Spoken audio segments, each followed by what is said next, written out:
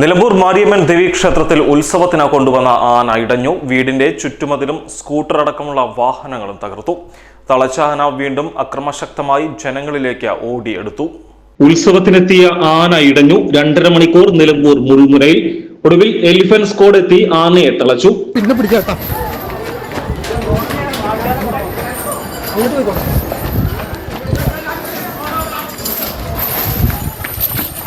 ഓടിക്കോ, ലക്ഷ്മിന്റെ അവിടെ എത്തിയിരുന്നു.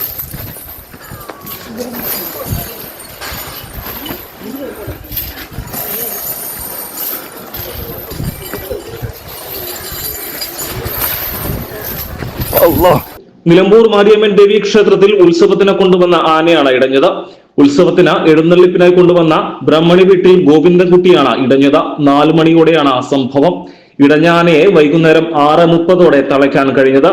ഒരു സ്കൂട്ടർ എടുത്ത് എറിഞ്ഞു. ആനയെ കെട്ടിയിരുന്ന സ്ഥലത്തെ ഗേറ്റും ആന തകർത്തു. പാപ്പാനും നേരെ അടുത്തതോടെ പാപ്പാനും ഓടി രക്ഷപ്പെട്ടു. നിലമ്പൂർ CI സുനിൽ പുളിക്കലിന്റെ നേതൃത്വത്തിലെത്തിയ പോലീസാണ് സ്ഥിതിഗതികൾ നിയന്ത്രിച്ചത്. ആന ഇടഞ്ഞ വിവരമറിഞ്ഞതോടെ അമ്പലത്തിലേക്ക് എത്തിയ ഭക്തരും സമീപത്തെ കച്ചവടക്കാരും നാട്ടുകാരും ഉൾപ്പെടെ ഭീതിയിലായി. പരാക്രമം തുടർന്ന ആന കോവിലകം റോഡിൽ നിന്നും കളത്തിൻകടവിലേക്ക് പോകുന്ന റോഡിലേക്ക് ഇറങ്ങിയതോടെ ജനങ്ങൾ ചിതറിയോടി. പലരും സമീപത്തെ കെട്ടിടങ്ങളുടെ മുകളിലെ നിലകളിലേക്ക് ഓടി കയറി. പനമ്പട്ടയും ഉൾപ്പെടെ ആനയ്ക്ക് എറിഞ്ഞുകൊടുത്തു. എന്നിട്ടും ശാന്തനാകാതെ ഇടയ്ക്കിടെ ആന പരാക്രമം തുടർന്നു. ഒടുവിൽ 6:10 തൃശൂർ കുന്നംകുളത്ത് നിന്നും എത്തിയ എലിഫന്റ് സ്ക്വാഡ് സാഹസികമായി ആനയെ തളച്ച ലോറിയിൽ കയറ്റി കൊണ്ടുപോയി. Gold, pure gold. Group Nilambur.